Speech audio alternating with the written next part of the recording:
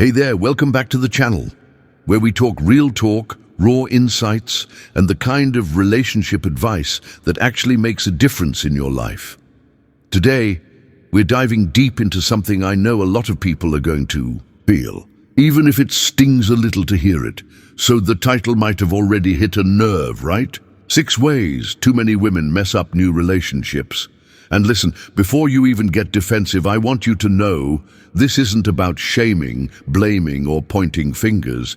This is about understanding human psychology, emotional patterns, and why we sometimes end up sabotaging the very thing we want most: a happy, healthy, connected relationship. And let me be real, this isn't just for women. Guys mess this up too in their own way. But today, we're focusing on the patterns a lot of women fall into, often without even realizing it. And it's costing them good relationships, good men, and good emotional peace. So grab your coffee, sit back and really let this sink in, because what I'm about to share could save you from repeating the same old cycle again and again. Now, here's the thing about new relationships. Everything is exciting, right? The butterflies, the texting until 2 a.m., the chemistry, the endless possibilities. It's easy to get swept away in that magic. But while your heart's busy floating, your brain sometimes checks out, and that's where the problems sneak in. One of the most common mistakes women make when stepping into something new is approaching the relationship from a place of fear rather than confidence. You know what I'm talking about. That fear of being alone, the fear of wasting time, the fear of not measuring up. And the worst part? That fear doesn't stay hidden. It leaks out in conversations, in reactions, in the vibe you give off. Instead of building genuine connection, fear starts building walls. And once fear shows up, guess what happens? You stop seeing the person in front of you for who they really are. You start seeing them as a solution to a problem, a way to fix loneliness, a way to prove your worth, a way to feel wanted. And when you're using someone to fill a void, no matter how amazing they are, the relationship is already on shaky ground. And speaking of shaky ground, let's talk about expectations. Oh man, the silent relationship killer. So many women step into new relationships with an entire mental checklist. He has to be this, do that, text back in 5 minutes, make plans by Thursday, say the right things, look a certain way, treat you like royalty, all before he's even had a chance to just be human. And I get it. Standards are important, boundaries are essential, but there's a big difference between healthy standards and impossible expectations. When you expect someone to immediately act like the fantasy version of a partner that you've built in your mind, you're not giving them room to show you who they really are. You're dating an idea, not a person.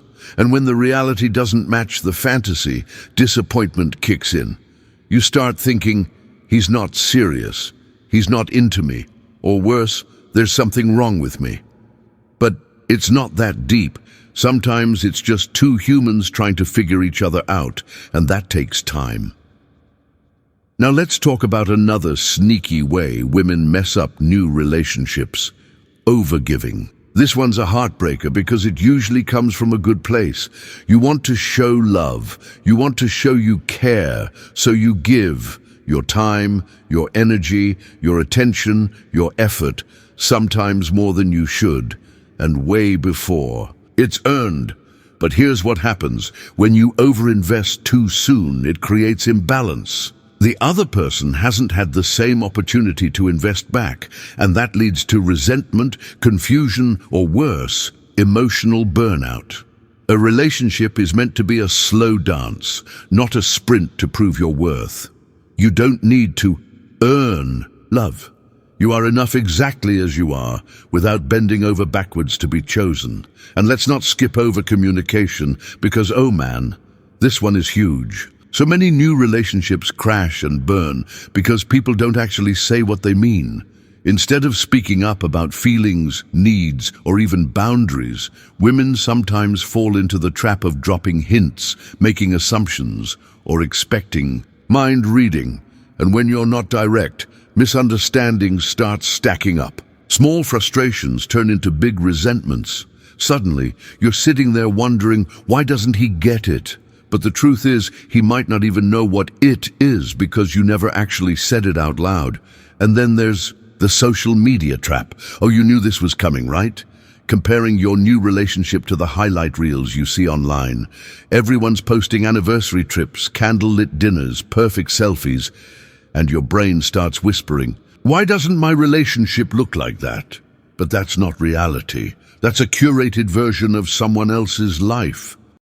And when you let social media set the standard, you start doubting something real for the sake of something fake.